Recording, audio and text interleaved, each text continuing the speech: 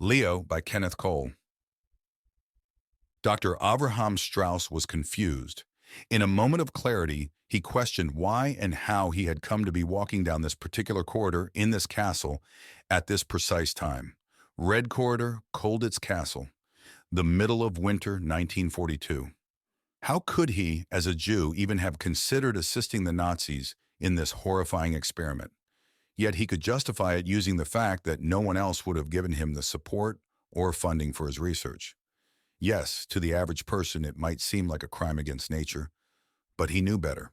He was creating new life, a new race, a new species for whom war and violence would no longer be necessary. The circumstances of where his laboratory had been located were unfortunate. Schloss Colditz had been appropriated by the Germans and put to use as a high-security prisoner of war camp for officers who had become security or escape risks, or who were regarded as particularly dangerous. Since the castle was situated on a rocky outcrop above the river Mulde, the Germans believed it to be an ideal site for a high-security prison. The larger outer court, known as the Kommandantur, had only 2 exits and housed a large German garrison. The prisoners lived in an adjacent courtyard in a 27-meter tall building. Outside, the flat terraces that surrounded the prisoners' accommodations were constantly watched by armed sentries and surrounded by barbed wire. Although known as Schloss Colditz to the locals, its official German designation was Oflag 4C. However, it was not what went on in the cell block that was most interesting about the castle. Rather, it was what went on below, in what used to be cellars and servants' quarters. The bowels of the castle had been converted into a laboratory, his personal laboratory, for use as he saw fit. The walls were now lined with reinforced concrete, corridors fitted with steel doors, lighting and electrical services installed, and outfitted with any lab equipment that he requested. Reflecting on his surroundings, the freedom that the Nazis had given him, and his recent breakthrough, he was able to push every bit of the burden of guilt to the back of his mind. A smile came to his face as he escorted Dr. Rosenberg down the hall toward his main lab in the home of Leopold. He had considered naming his child Adolf, but he correctly assumed that would have been taken as an insult by the Nazis. Avraham tested their patience at every turn, but knew when his little jokes might go too far. Yes, Leo was his child. No one but Avraham would recognize Leo as a member of the new human race yet, but an introduction to Dr. Rosenberg would change all of that. At last, he would have another professional of his caliber with which he could converse. He secretly hoped for a little praise from the good doctor. The Gestapo officers who had had the opportunity to meet Leo did not understand. They looked at him and saw little, if any, progress made by Avraham. Rosenberg would appreciate the significance of his progeny. This was an important introduction. Dr. Rosenberg was a loyal German. He was not a Jew. The Nazis would respect his assessment of Avraham's work, and convincing him to ask the bastards for more time and money was crucial. He was close, so close. But they looked at his work and saw no progress. They were about done with him. Then all would be lost. He and his family, protected by his value to the war effort, would become worthless. They would be imprisoned or worse. More importantly, they might destroy Leo, and that would be the most crushing blow of all. It would be worse than losing a son or daughter. His biological children were easy to come by. One had even been a mistake. But Leo, Avraham's life had been devoted to his creation. He beamed with pride as he guided Dr. Rosenberg down the concrete corridor. A few of the electric lights, encased in jelly jar fixtures, fastened to the ceiling, flickered as they walked past. Perhaps the bombing had started again. Avraham shuddered to think of what might happen if the generators quit completely. He tried to divert his attention by boasting to Rosenberg. "Ah, doctor, just wait until you meet him. He's perfect. Everything that I was hoping for and more." "I don't know what you think you've created here, Avi." Rosenberg wrinkled his nose. "But please stop referring to it as him. It's not human. That's part of what makes him beautiful. He's not human." "He is better," Avraham thought to himself. "Why don't you just tell me what it is? Why the suspense?" "Because," Avraham turned to face Rosenberg, stopping him in his path. "Words cannot describe him. Here we are." He turned to a steel door set into the wall. The door was simply marked Lab G. "Now, Herr Doctor, Feast your eyes on the future of mankind. Please approach him quietly so as not to startle him. He was upset for days after the Nazi officers called on us. I prepared him for your visit, though. Please excuse the low lighting. Bright light seems to distress him. Avraham opened the door slowly to reveal a dimly lit room with a large glass tank in the center. Cables, electrical panels with blinking lights, and some metal cylinders surrounded it. Tubes ran from the cylinders into the sides and lid of the tank. As they approached the apparatus, Rosenberg noted a button marked lotion, meaning purge, in the center of one panel, protected under a glass cover and demarcated with black stripes on a yellow background. The tank appeared to be filled with water, although it had a yellowish tinge to it, and floating within was one of the most sickening things Rosenberg had ever seen.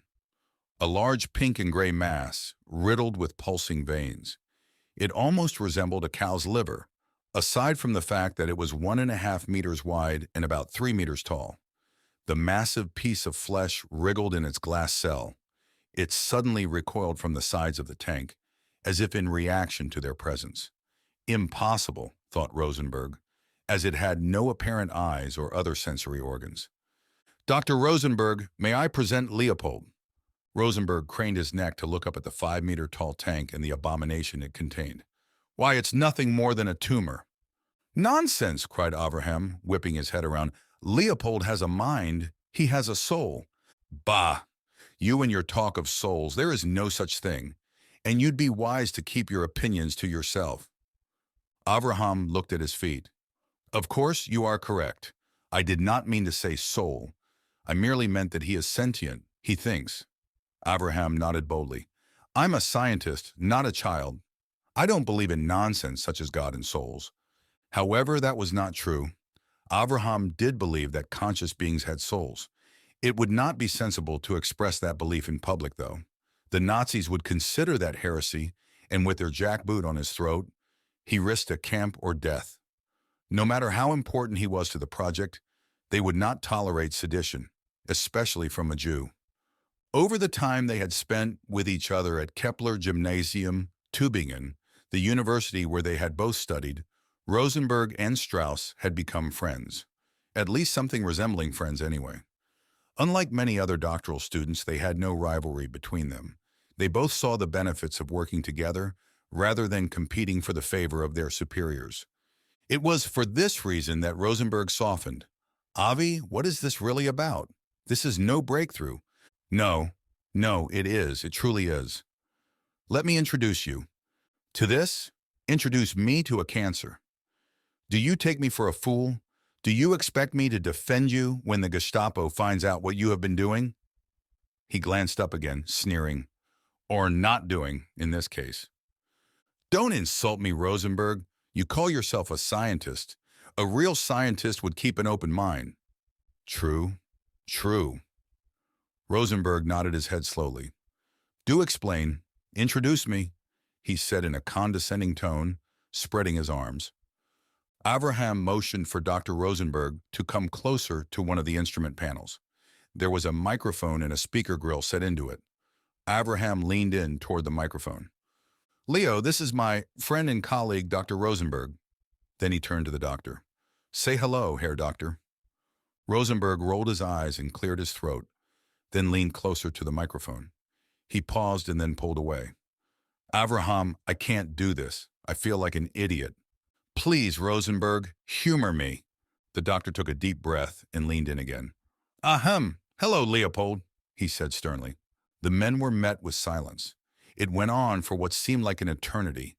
1, 2, 3 seconds. Avraham began to feel apprehensive. Perhaps he was moving too fast. Perhaps Leopold was afraid or insulted and would not speak. If that was the case, all was lost. Dr. Rosenberg was also feeling awkward. He felt like an idiot, falling for another of Avi's senseless jokes. Then a tinny voice emanated from the speaker. Hello, Dr. Rosenberg. It is a pleasure to meet you. Both men jumped back. Avraham was smiling with joy and Rosenberg was aghast. Ach, Gott in Himmel! Why, Rosenberg, I thought that you didn't believe in God, sneered Avraham. Rosenberg whipped around and pointed his forefinger at Avraham, inches from his face. Damn you, Avi! I've had enough of your jokes. You have recorded that voice ahead of time. I recognize it. It's your voice. Now, doctor, it is true that it's my voice in a sense. Leo does not have a voice of his own. He cannot, since he obviously does not have the anatomy to form words. I have recorded the rudimentary phonemes of our language, and Leo uses the recordings to assemble words with which to speak. He's quite intelligent and fluent in several languages. Rosenberg thought for a moment. He was not sure whether to take Avraham seriously. Was this another joke? Was it an attempt to fool him into asking the Nazis for more time and money? Did Avraham actually think that his tumor could speak? Or worst of all, was it real? Avraham could understand Rosenberg's hesitation. Still don't believe, eh, Rosenberg? Go ahead. Ask it anything you wish. I couldn't possibly have recorded answers to questions that I wasn't prepared for. Dr. Rosenberg hesitated again, still feeling a bit foolish conversing with this thing. Nevertheless, he continued, What are you? I am Leo. Of course, but I didn't ask who you are. I want to know what you are. I am Leo. All right, Leo. Do you know where you are? Yes, replied the tinny voice. I am in Lab G in the cellar of Schloss Kolditz. Rosenberg's stomach dropped and his blood turned cold. Mein Gott, he whispered. Is there a problem, doctor? Rosenberg ignored the question. What year is it, Leo? 1942, although time means little to me. It is not just answering questions, thought Rosenberg. It is reasoning with me. Who is our Führer und Reichskanzler? Your Führer is Adolf Hitler, although that is not relevant to me. I have no leader. Rosenberg scowled at Avraham, clearly angered. What do you mean, you have no leader? Reichskanzler Hitler is your leader. I have no leader, repeated Leo. We're done here. No, please, pleaded Avraham. It's still a concept I am teaching him. He doesn't understand. I do, began Leo. It's not polite to correct our guest, Leo. Of course you are right. Rosenberg placated, adjusted his tie, and slowly approached the microphone again. Do you understand that we are at war with the Allies? Yes, I understand that you are at war with the Allies. Once again, that is irrelevant to me. I have no need for war. You would not defend yourself if you were threatened? I believe that Germany instigated your war with the invasion of Poland. Rosenberg bristled at that. Obviously incensed, he pointed at the purge button and shouted, And what if I were to press this button? No, cried Leo. Avraham positioned himself between Dr. Rosenberg and the panel. He placed his hand over the microphone. Please, Rosenberg, he said quietly. Don't scare him. He does not understand our culture yet. Do not frighten him, or he will not speak to you anymore. You would be lying if you told me that your interest hasn't been piqued. Yes, Rosenberg cleared his throat. Yes, of course. He had been arguing with this thing. He was quarreling with what he had called a tumor just moments ago. How quickly he had been convinced of its sentience. I am regretful, Leo. I understand that there are things you do not comprehend yet. I did not intend to frighten you. I do comprehend, Herr Doctor, but I accept your apology. I'm not a Pole. Rosenberg caught himself. He would not be drawn into another argument. Leopold, who is Dr. Strauss? He is my creator. He is my... I think that we're done for now, Leo, Avraham interrupted. Dr. Rosenberg and I have much to discuss. Hold on there, Avi. Rosenberg patted his colleague on the shoulder, pushing him away. I apologize for the interruption, Leopold. You were about to say something? I think that I understand your initial question, Dr. Rosenberg. I know what I am. Rosenberg smiled. And what is that, Leo? What are you? Leo's reply was flat and factual. I am Dr. Strauss's child. Avraham sat at his desk across from the astonished Dr. Rosenberg. He allowed him to have the comfortable chair and had fetched him some hot tea.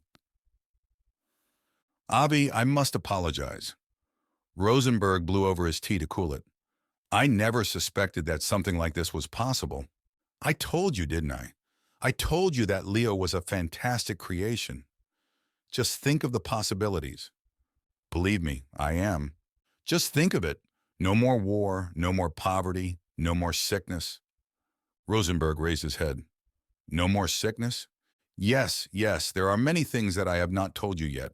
Leopold will never grow old. He is immune to human viruses. He will never die. But he can be killed, yes? I suppose. But why would you even think of such a thing? Avraham, I must remind you that many things Leopold said were disloyal and even treasonous to the state. Germany instigated the war. I have no leader. He must be educated. He obviously does not know what is happening outside the confines of your lab. Doctor, Avraham looked him in the eye, Leo has had complete access to the wireless. He has listened to recordings of Der Führer's speeches. He has read all of the news reports. Read them? He has no eyes. Listen to them, then. I have read them to him. I have been teaching him about history and culture, art and music. He is very well educated. And yet he speaks as if Germany is responsible for this war. He does not understand that Herr Hitler is merely trying to build a master race. On the contrary, Herr Doctor, Leo believes that he is the master race, and I believe that he is correct in his assessment of the matter. That is the purpose of my experiments, is it not? To build a master race? Not a race of those things. Rosenberg sprung out of his chair. You were supposed to build a better soldier. How can he be a soldier when he cannot leave the confines of this lab? How can he be a soldier if he believes that he has no leader? Avraham averted his eyes. He can leave the lab, he muttered. What? Whispered Rosenberg, sitting back down and gripping the arms of the chair. How? There are ways. Avraham shook his head and took a deep breath, then renewed his lively demeanor. Do not concern yourself with that now. There is so much that you need to learn. I need more staff. I need more money. Is this enough to convince you? Can you persuade the Nazis to give me more time now? Rosenberg leaned back in his chair. No. What? Cried Avraham. Your time has run out, Avi. Obviously, we will be taking over the project. We? The Gestapo, the Kripo, Der Führer's private staff. I am certain that they will all appreciate your efforts, and you will be rewarded. They will need your continuing assistance, of course, but it is no longer your project. Leopold will become property of the state. But he is my son! Enough of that nonsense. He is a monster. Fascinating, intelligent, wonderful, but still not human. He will have his uses, though. Uses? The Reichskanzler's scientists will find a way to use him to aid the war effort, or perhaps in the eradication of the unfit, the homosexuals, the gypsies, and the Jews. Oh, I am sorry, Avi. I refer to the useless Jews. You, of course, are different. That's completely unacceptable, cried Avraham. I will not stand for it. You nor anyone else is taking Leo from me. It will be difficult without funding or a lab, but I will find another way. I will take Leo and leave. I refuse to have him exploited like that. He is worth far more than a soldier, or a virus, or a tumor, as you first called him. Rosenberg shook his head slowly from side to side. Avi, my dear Avi, he said as if talking to a child, no one can ever leave here. You know why. What do you mean? The prisoners, you, your family, and now, since I know what has been going on here, even I will never be allowed to leave this place. Even discounting your work with Leopold, how many of the prisoners have you experimented on? I don't know, but it was in the name of science. Look at what their sacrifice has given us. It does not matter, Avi. If Germany should lose the war, and they will not, but just for the sake of imagination, we would all be tried for war crimes for what we have done. It does not matter whether or not our intentions were good. In addition, when Germany wins the war, there will still be those who will not understand. They will say that we have committed crimes against fellow humans. You understand that, don't you? I suppose, but there are no buts, Avraham.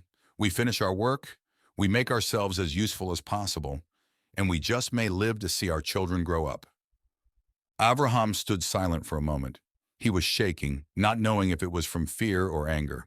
No! No, I will not stand for it. I would sooner destroy Leopold and my entire lab before I give him over to the Nazis. Avraham, you don't know what you are saying. I know very well, Herr Doctor, he spat. The Gestapo could take me if they wish, but no one will take Leo. I will kill him. Take that to your Nazi friends." Dr. Rosenberg did not utter another word. He simply turned his back and walked out of the office, not even bothering to shut the door on his way out. Avraham sat down at his desk and held his head in his hands. What would happen now? Adjacent to the office, in the dimly lit laboratory, Leo shifted his massive body in the tank. He was also shaking, or at least as close to it as he could come. His tinny voice could barely be heard emanating from the speaker.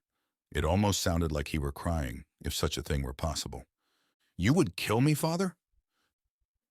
Several uneventful days passed. Avraham began to think that perhaps Rosenberg's threats were baseless. He continued his work with Leo, which mostly consisted of educating him. Avraham occasionally took biopsies and samples of the fluid that Leo floated in. Nothing out of the ordinary. However, he noticed that Leo had become withdrawn. He answered Avraham's questions abruptly and concisely, when he had always been a bit of a chatterbox before. "Is something wrong, Leo?" "No. I believe that there is," said Avraham, as he pulled a chair over in front of Leo's tank and straddled it backwards. "You are concerned over what Dr. Rosenberg was saying, aren't you?" "No, Father. I think—" "Yes. Well, you have nothing to be worried about, Leo. I will never give you over to those animals. I feel the same way about them that you do, but we must learn not to express those feelings so freely." "You would have me lie?" "No, well, yes, but a lie of omission.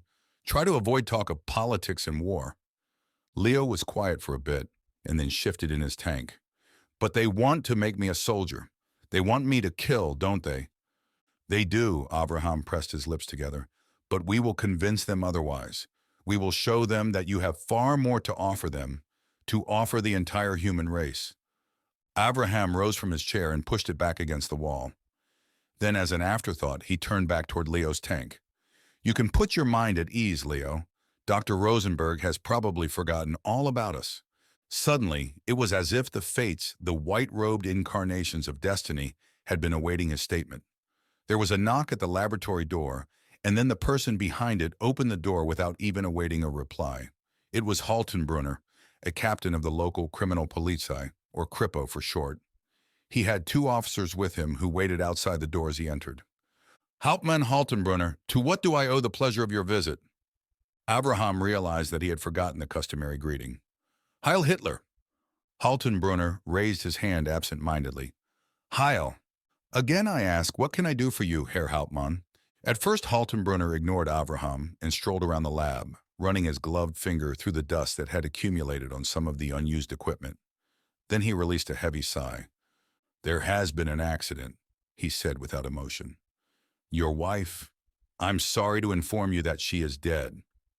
Avraham's stomach dropped. He began to shake and stumbled for the chair. Almost missing it, he dropped into the seat and put his head between his knees. He took several deep breaths, but began to retch anyway. When he had recovered a bit, he finally asked, "What? What happened to her?" "It appears that she was on her way to Dresden and came across a checkpoint near Wolkow. She did not stop. Perhaps she was distracted. The guards could do nothing except assume that she was attempting to break through the checkpoint. There was a short chase, and she was shot. Quite a shame, if you ask me." "What was she doing on the road to Dresden? We have no family there." "Perhaps she was visiting the market." "No, she goes to the market in Honbach. It's only a short distance away." There was a long, awkward period of silence. Avraham continued to look at the floor, and Haltenbrunner simply stared at him, waiting. "Do you doubt what I say, Dr. Strauss?"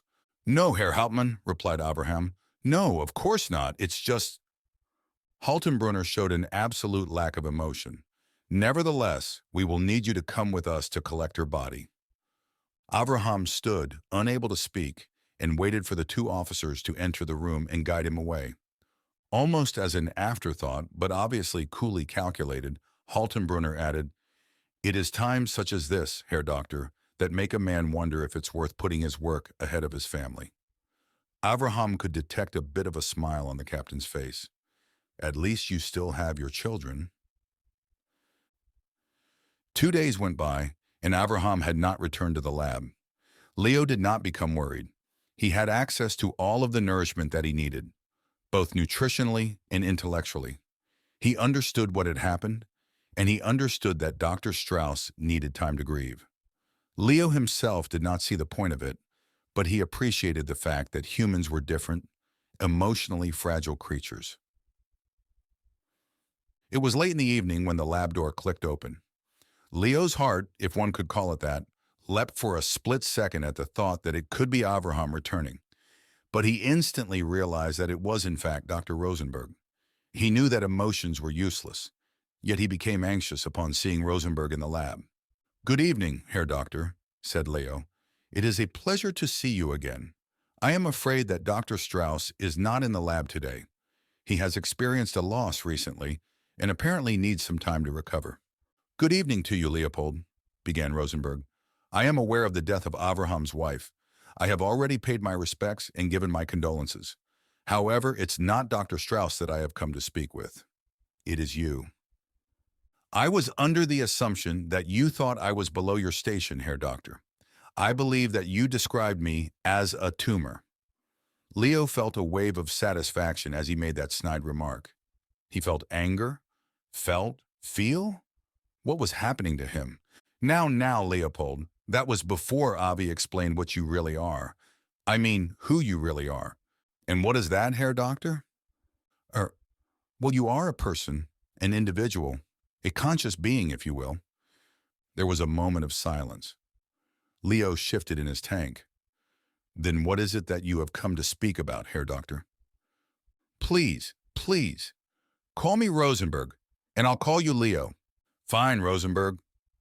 What is it that you have come to speak about?"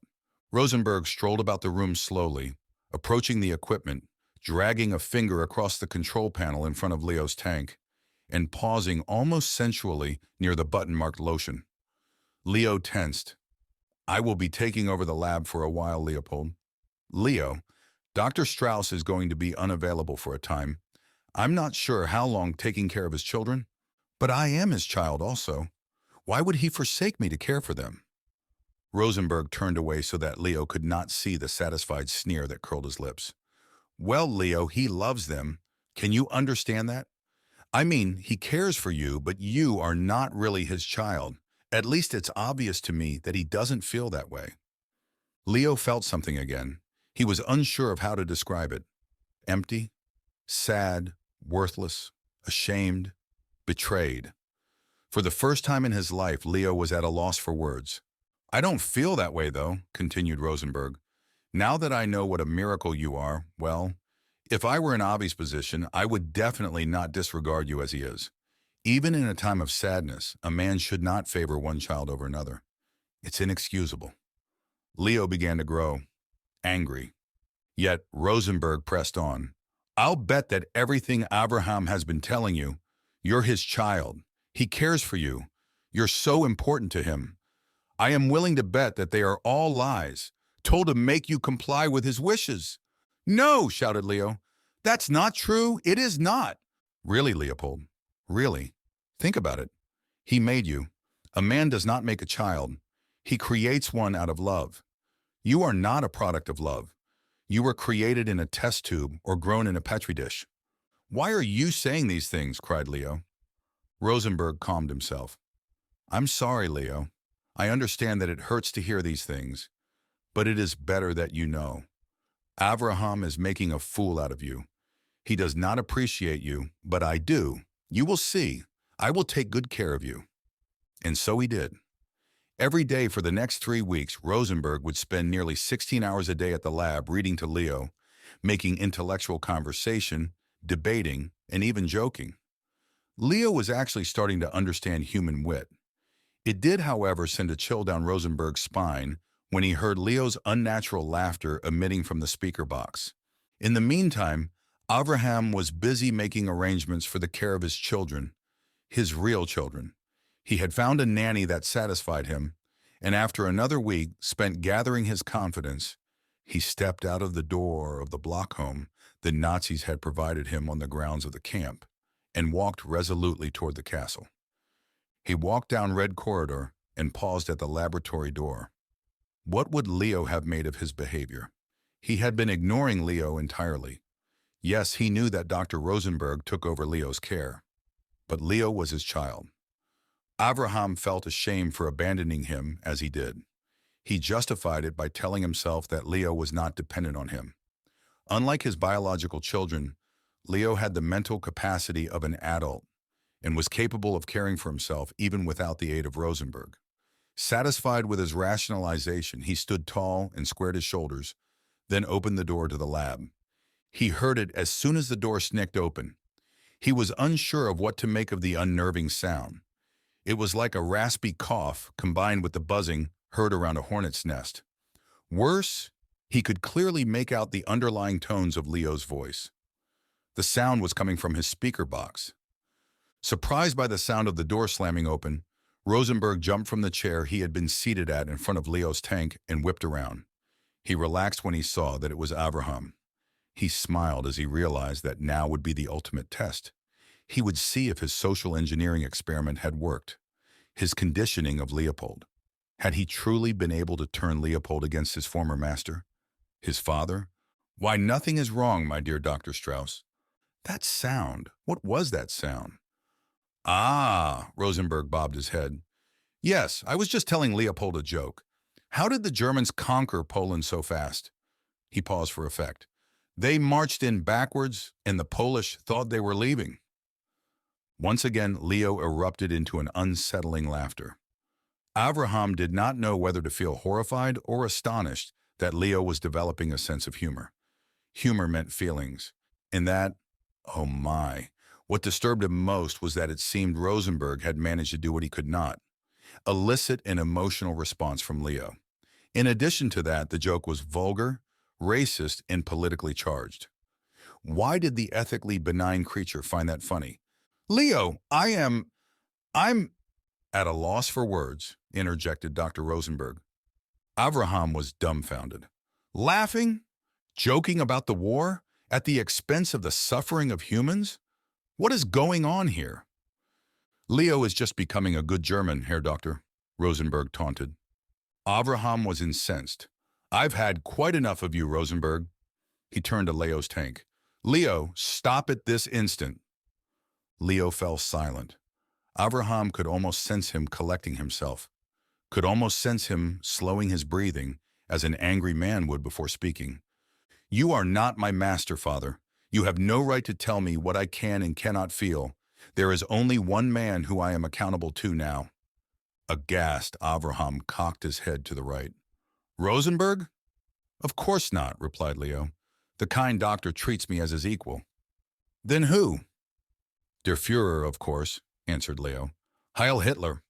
Avraham tried to control himself until the door of his office had slammed shut. His office? Was it even his office anymore? Sohn von einem Weibchen, screamed Avraham. What have you done to him? Rosenberg calmly took a seat, the big chair behind the desk. I don't know what you are talking about, my dear Avi. I have done nothing. He paused and then looked over his shoulder out of the window towards Leo's tank. Oh, you mean that, he said with an air of sarcastic innocence. Well, Avi, you've been gone a long time. Leopold has simply grown up, I suppose. You've brainwashed him. Nonsense. It was only a matter of time until he developed emotions.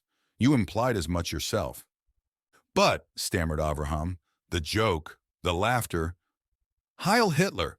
For God's sake, those are not emotions. That's pure malice. You call it malice, I call it loyalty. As I said, he's becoming a good German. He's not a German. What is he, Avi? Do you think that the fact that you made him brands him a Jew? Well, he is not. He has evolved beyond you. The sooner you get used to the idea, the better. Avraham slumped in his chair. So you are telling me that I'm off the project. You are going to take Leo away from me. Nothing of the sort, Rosenberg said with a smile on his face. In fact, I am happy to see that you are ready to return to work. I need you now more than ever. We are about to enter a new phase of the project, and you are most familiar with Leopold. Perhaps not. It seems that the two of you get along very well now. Ah, Avraham, you may be correct. Leopold and I have become very close. As it happens, we share many of the same ideas, but I am not referring to companionship. I am contemplating something quite different, something more basic, a task that you, as his creator, would be best suited to perform. And what might that be? Abraham said warily. Reproduction. No! Abraham rose from his chair, fist balled up. It's not possible. Are you telling me that Leo is incapable of reproducing? There must be a way. Of course there is a way, idiot. Do you think that I would create a being incapable of reproducing? My primary mission when beginning this experiment was to create creatures that would replace our men on the battlefield. What good would a single organism be of use for? Not only can Leo reproduce, but he can do so very efficiently. Abraham instantly regretted letting that fact slip. Abraham did not think it was possible, but Rosenberg's smile grew even wider. Aha! Perfect! I knew that you had a way. So why did you claim it was impossible? Because I would not even consider allowing it until Leo reached maturity. I did not know how intelligent he would become. I didn't realize that it was even imaginable that he would develop emotions. Abraham paused. And I certainly didn't think that he could be capable of such malevolence. Once again, Avi, what you and I consider to be hatred are two very different things. In fact, I find Leopold to be quite likable. That in itself disgusts me. Nevertheless, you will assist me, one way or another. Abraham once again fell into his chair, emotionally spent. He knew that he had lost the argument. Dr. Rosenberg would go to any lengths to get what he wanted. He had already killed Abraham's wife. He knew that his children would be next. There was nothing else to be said, so he began to weep quietly. More than a month passed.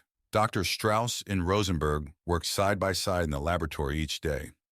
Rosenberg insisted that they quicken their pace and increase the time they spent in the lab, but Strauss insisted that at the very least he be allowed to rest on the Shabbat. Rosenberg relented. He required Abraham to be compliant, and the best way to achieve that would be to restrain himself from pushing Avi to his limits. He already suspected that Abraham was dragging his feet. The good doctor knew something that he was holding back. Rosenberg was certain that Abraham had already worked out a process by which Leo could reproduce, probably long ago before his involvement. But Avi had so far been careful to make no more gaffes or let any more information slip out. According to Abrahamic law, the Shabbat began at sunset each Friday evening and lasted until the appearance of 3 stars on Saturday night. Rosenberg found the notion foolish, but it did provide him some time alone with Leo. Dr. Rosenberg would often spend the entire night talking with him, as Leo had no need for sleep.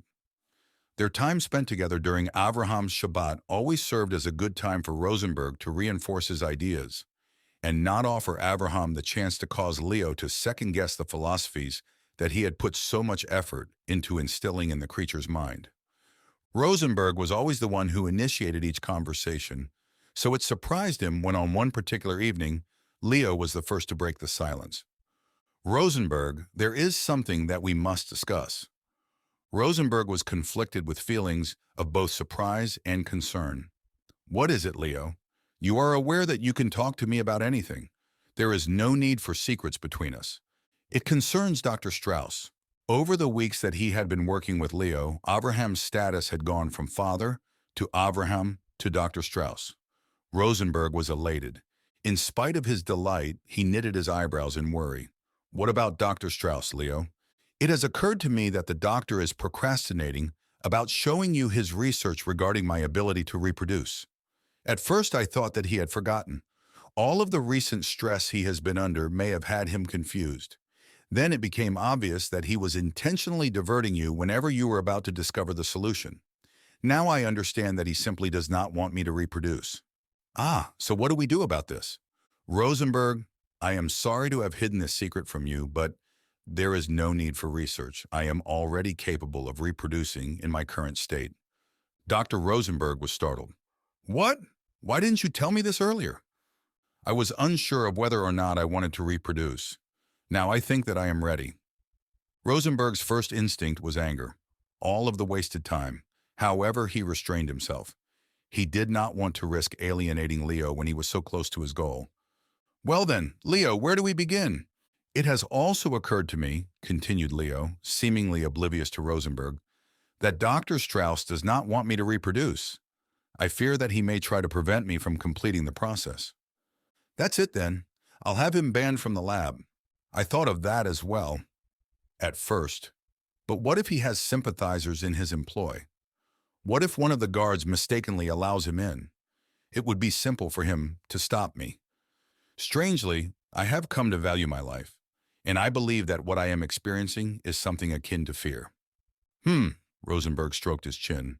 As ruthless as the Gestapo is, I don't think that they would simply kill him. He is an integral part of the experiment. They have invested a lot in him. Even were he to be taken off of this project, they would use him elsewhere. Yes, said Leo, growing angry. Perhaps even developing a natural predator to hunt me and my offspring. That thought has also weighed heavily on my mind. I need to think about this, Leo. I'll have Abraham banned from the lab in the meantime. No, allow me to speak with him. Something in the way Leo had said that sounded ominous, but Rosenberg relented. As you wish. When Abraham returned that Saturday evening, Rosenberg tried his hardest to avoid looking him in the eye.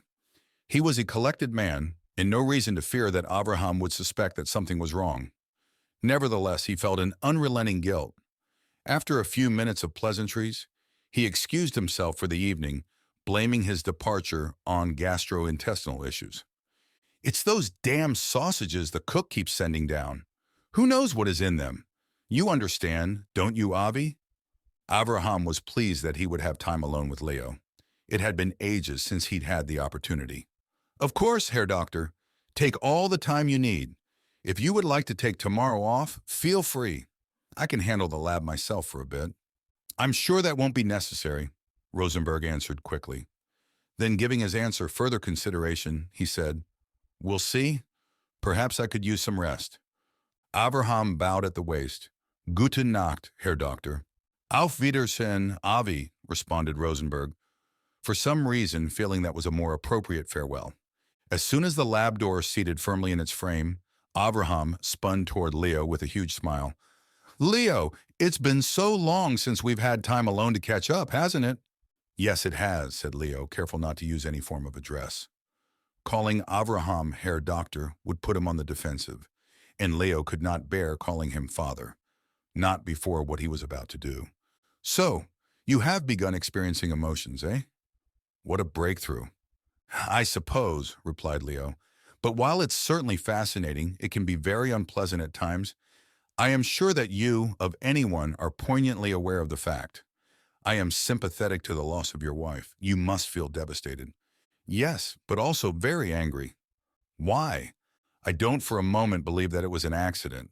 None of the Kripo's explanations make any sense. Would you like to know what I think? Yes, Leo, go ahead. Enlighten me. I think that you are angry because it's your fault that she died. I don't think it was my fault, and I don't feel responsible. It is all that monster, Rosenberg's fault. He and his goose-stepping fiends. No, Herr Doctor. Leo slipped, but it did not matter anymore. Not now. I did not say that you think you are responsible. I said that you are responsible. I have evolved beyond you. I can distinguish facts that you cannot. I assure you there is absolutely no doubt that it was your fault. How can you say that, Leo? You must feel terrible, Avraham, Leo pressed on, voice growing louder. You don't deserve to live. You will just end up ruining more lives, those of your children, perhaps. Avraham's eyes grew wide. What are you saying, Leo? Without warning, a strange feeling overcame Avraham. His stomach dropped, and he felt as if he were falling. His vision blurred and turned to a bright white. His arms and legs began to tingle and went numb. As the bright light shining into his eyes, no, the light within his eyes began to dim. He found himself in his office, extracting a Luger from the top drawer of his desk. His desk? Not anymore. He had not put the pistol there. His vision paled once more, and this time when it dimmed, he was standing in front of Leo's tank. Now he held the pistol against his right temple. He could feel his forefinger tightening, the pressure on the pistol's trigger increasing. What? What's happening? A pause. Then with a touch of what could be described as melancholy in Leo's tinny voice, came the words, "Goodbye, Father." Rosenberg hesitated at the laboratory's door when he arrived on Sunday morning. Somehow or other, he was going to have a problem on his hands. He knew which situation he preferred. He would pray if he believed there was a God. His chest tightened as he unlocked the door, stepped inside, and surveyed the situation. "Oh my, Leo," Rosenberg said flatly. "What have you done?" "Good morning, Dr. Rosenberg," said Leo in a cheerful voice. "Leo?" Rosenberg was confused. "Ah, you are referring to Dr. Strauss. It seems that the guilt he experienced over the death of his wife was too much for him. It looks as if he took his own life. Somewhat convenient, don't you think?" "Well, I must admit that I helped him a bit." "How? You can't leave your tank." "I have my ways, Herr Doctor. You need not bother yourself with trying to work it out. Your mind is doubtless too simple to comprehend such a complex matter." "Try me." "All right, then. This may be a bit painful." "What?"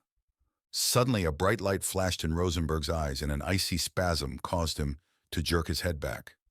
He thought that he might have been having a stroke. Then, as if by magic, he could see, in his mind's eye, what Leo was talking about. Leo had placed the idea into his mind, the same way that he had placed the idea of suicide in Abraham's mind, no doubt. But even Rosenberg's simple mind could discern a vast difference between an idea and action. Causing Abraham to commit suicide, that was pure mind control. Rosenberg once again let his eyes wander to the button protected under the glass cover. He grasped the idea that he may someday have to press that button, perhaps soon, before he was no longer capable. The thought that Leo may be reading his mind at that very moment caused him to look away quickly. He pushed the thoughts from his mind, replacing them with considerations of how he would handle Abraham's death. Surely Haltenbrunner would have questions. He would immediately suspect that Rosenberg had a hand in it. After all, to anyone unfamiliar with Leo, it would seem that only two men were in the room at the time. He went into Abraham's office, now formerly his office, and placed the phone call. Having decided on calling it a suicide and leaving out the details, he relayed the facts as efficiently as possible. Yes, Herr Hauptmann, I will wait for you here. Touch nothing, I understand." He paused while Haltenbrunner said something. "Auf Wiederhören, Heil Hitler." After replacing the handset into the phone's cradle, Rosenberg went back into the dimly lit room with Leo. He tried to avert his eyes from the mess on the floor, but he noticed blood and bits of brain matter stuck to the side of Leo's tank. "I'm afraid that it's going to be bright in here for a while, Leopold. The Kripo will be here soon to investigate, and someone will obviously need to clean up." "That's quite all right, Herr Doctor," replied Leo. "I will require complete darkness for the next stage of my development. You will find a tarp to fit the tank on the storage shelves at the back of the lab. If you would be so kind, please drape it over." Despite Haltenbrunner's warning not to touch anything, Rosenberg used some old cloths he found on the shelves to wipe the gore from Leo's tank before draping the tarp over it. He looked around the lab, clueless as to where he would put the blood-soaked rags. Leo noticed him. "Over here, Rosenberg. Just put them into my tank. I'll dispose of them." "But—" "Put them into the tank, Rosenberg," he said with authority. Rosenberg walked meekly to the edge of the tank, hesitant about approaching it. He carefully climbed the scaffolding alongside it and dropped them through a hatch in the top. He watched as they slowly descended into the liquid, imparting a pinkish tinge to it as they sank. The doctor had barely gotten down from the scaffolding when the lab door opened and Haltenbrunner and his goons burst in without even announcing themselves. Information was exchanged, and eventually people from the coroner's office came to collect Abraham's body. "Ahem," Rosenberg addressed the men as they were removing the corpse. "Will someone be by to, clean up the rest?" "Not our responsibility, Herr Doctor." "Of course not." Rosenberg walked back to the office. He picked up the phone once more and dialed the switchboard. "I need a cleaner in Lab G as quickly as possible." "Jawohl, mein Herr," came the answer. While Rosenberg waited for the housekeeper, he contemplated what would happen next. There would be no investigation, of course. Dr. Strauss was no longer necessary, and honestly, he would have become a burden to the Gestapo. He would have had to be dealt with in some way. He could obviously never have been allowed to leave Schloss Kolditz. So as frightening as things may have seemed, Leo had actually done a favor for everyone involved. There was a knock at the door. Rosenberg opened it and permitted an old cleaning woman to step into the room. She was dressed in a gray shift and shapeless hat and dragged along a mop and bucket filled with dirty water. "I think it's pretty obvious what needs to be done," explained Rosenberg. The old woman remained quiet. Rosenberg continued to speak, but slowly became convinced that the woman was a mute, as she did not respond. "There are rags on the shelves in the back and a slop sink to change out your water. I imagine that you will need to do that several times. Please be careful as not to upset any of the equipment and stay away from the tarp. Under no circumstance are you to touch it or even approach it." The old woman smiled a big, mostly toothless grin and confirmed Rosenberg's theory. She had no tongue, probably cut out by the Gestapo. What better way to ensure that no secrets would leave the castle? He shook his head in disgust. There was a line that even he would not cross. "I'm afraid that I must lock the door. I am sure that you understand. I will be back to let you out after having some coffee. If you need to leave before then, call the switchboard and they'll have someone come to fetch me from the canteen." The old woman nodded and smiled again. Disgusting. As Rosenberg made his way for the door, he turned once more to remind her of his instructions. "Remember, do not approach the tarp under any circumstances." Rosenberg walked out, and the last thing he heard was the laboratory's door lock snapping into place. Rosenberg returned from the canteen around 6 in the evening.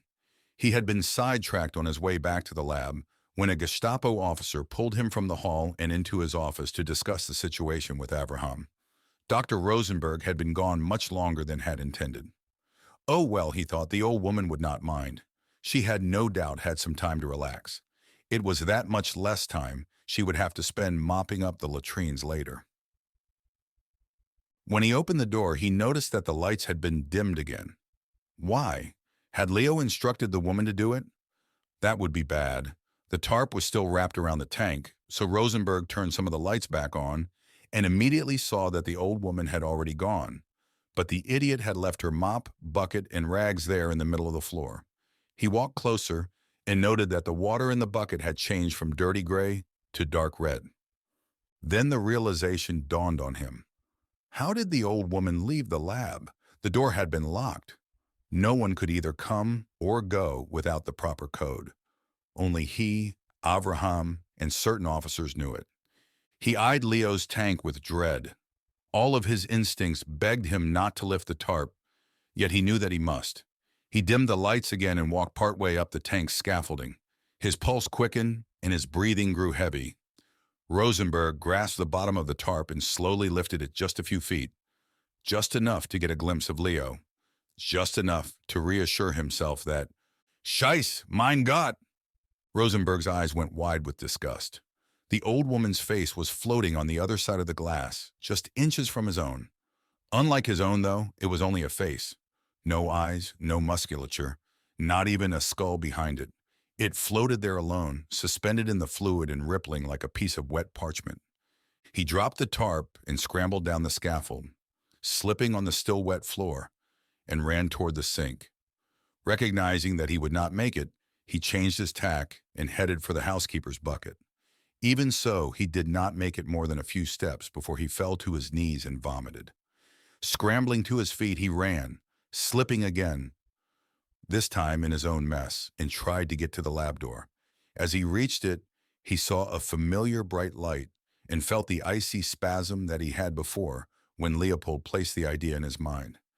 "Is there a problem, Herr Doctor?" Falling to his knees and then sitting on the floor with his back to the door, Rosenberg whispered, "Leo, what have you done? Why?" Leo paused while he thought about the easiest way to word his explanation, and then answered, "She really served very little purpose in her current role, Rosenberg. I have begun the process of reproduction, and I need additional sustenance. The woman provided a good source of quick calories, plus iron, keratin, and proteins. She was of far more value as a food source than as a cleaning woman." That's absolutely ghastly, Leopold. Rosenberg could feel his gorge rising once again. You have nourishment. It is fed directly into your tank. I could get you more any time you would like. Why would you take the woman? I needed food quickly, Rosenberg, and you weren't here. I did not know when you would return. Besides, the liquid diet that you and Abraham were feeding me will not be sufficient any longer. Meat, then. I can bring you meat. No, Herr Doctor, Leo interjected. It must be live meat, lots of it. I can bring you animals, then, pleaded Rosenberg. I cannot will a cow or a swine to walk the scaffold and enter the tank. Their minds are too simple. No, Rosenberg, you know what you must do. The laboratory door clicked open. Leo trusted that Dr. Rosenberg would bring him what he needed. They had come too far. They must see this through to the end. Nevertheless, as Rosenberg left the lab, head hung low, he again glanced over at the purge button. How he longed to press it. But he was thinking the same thing that Leo was. They had come too far. They had crossed a line. Now the only way out was to press on forward. Consequently, for the next 10 days, Rosenberg called a variety of people, cleaners, guards, messengers, and even a young officer. He dared not enter the lab with them. He would just unlock the door and excuse himself with some concocted reason, telling the victim to enter the lab and wait for him. On a few occasions, he waited outside the door and listened, but heard nothing. Each time, upon his return, he found no trace of the sacrifices. The last person he brought was a pretty nurse from the medical clinic. They chatted as they walked down the corridor. It would be a shame to waste such a young life, but he was becoming desperate. No one suspected him, of course, but the missing people had not gone unnoticed by the rest of the staff. He was about to perform the standard ritual of asking her to step inside and locking the door shut behind her when he heard Leopold speak at last. Rosenberg, chimed Leo, please come in and ask your friend to leave us alone. We have work to do. Relieved and yet frightened, Rosenberg told the nurse that he would not need her services after all. He dismissed her and entered the lab, closing the door gently behind himself. It is time, Herr Doctor. Time for what, Leo? Rosenberg gulped, certain that Leo meant that it was his time to get in the tank.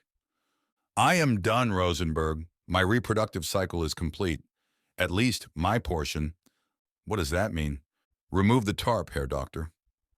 Rosenberg carefully approached the tank. He felt safer now, more at ease that he would not be instructed to get into Leo's tank, but he was still hesitant to uncover it. After all of the people he had brought to be eaten, he was uncertain if he could bear seeing what was in the tank. Now, Rosenberg grabbed the tarp from the bottom and yanked hard, tearing it completely from the tank. He averted his eyes at first, but could not get over the temptation to look. He surrendered to the enticement and was amazed. He saw no floating human body parts as before. In fact, he could barely see Leopold. The inner walls of the tank were covered in polyps. They resembled tiny sea anemones, cylindrical in shape and elongated at the axis of their vase-shaped bodies. Each one seemed to be attached to the glass by means of a disc-like cup. The other end contained the mouth and was surrounded by a circlet of tentacles. Some of the polyps appeared to be in their larval stages, while others were in the process of budding. The rings of tentacles at the ends would separate from the polyp and float off, seemingly swimming away by flagellating their tentacles. More than one bud, what he supposed were now fully individual clones of Leo, were breaking off each polyp. There were a countless number of these clones swimming around Leo in the tank. There had to be thousands. No, tens of thousands. The gravity of this discovery made Rosenberg recoil. To think each of these things will grow to be just like Leo. It would only be a matter of time before they would enslave the human race, or worse. It was time. He knew that he must end the experiment.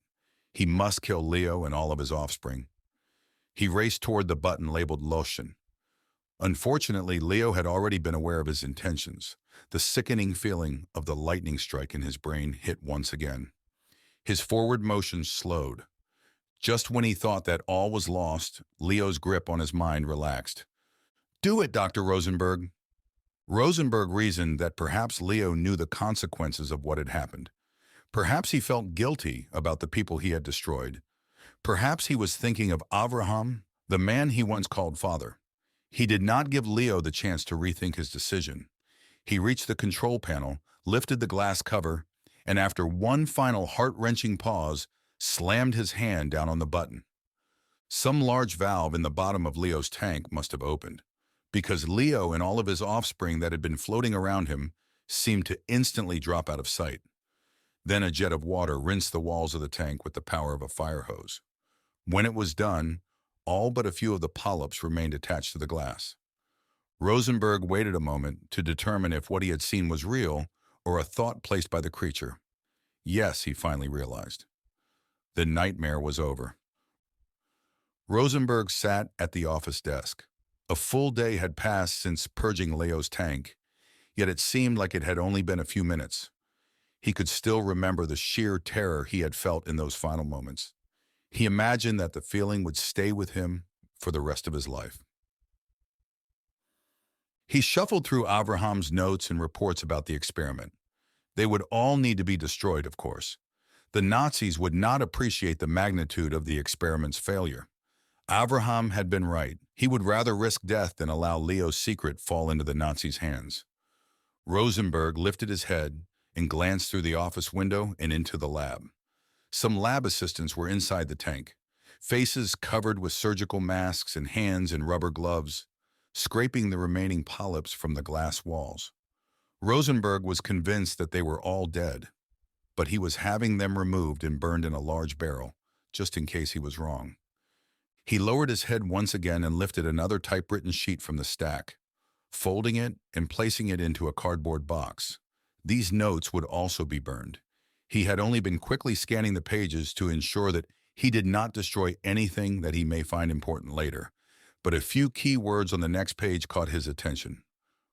Deployment of creatures. I have finally discovered an efficient means of procreation and deployment of the creatures. Despite this, I am still hesitant to initiate said distribution. The creature has only recently started exhibiting signs of intelligence. Until I am certain that it can understand basic commands and will remain subservient to its human masters, I will not share this information with the Gestapo officers. With no natural predators, the creatures would easily multiply at an exponential rate. They would cover all of Europe within a week's time and the entire planet within the month. I shudder to think what would happen when they run out of a natural food source. The result would be devastating. No, until I discover a way to effectively control their population, the secret of reproduction will remain with me. Only after I am satisfied that all fail-safes are in place, deployment will be simple. After allowing the creature to clone itself, I will release it and its progeny into the sewers beneath the castle. The clones will quickly spread to the nearby streams, lakes, oceans, and eventually all natural water sources.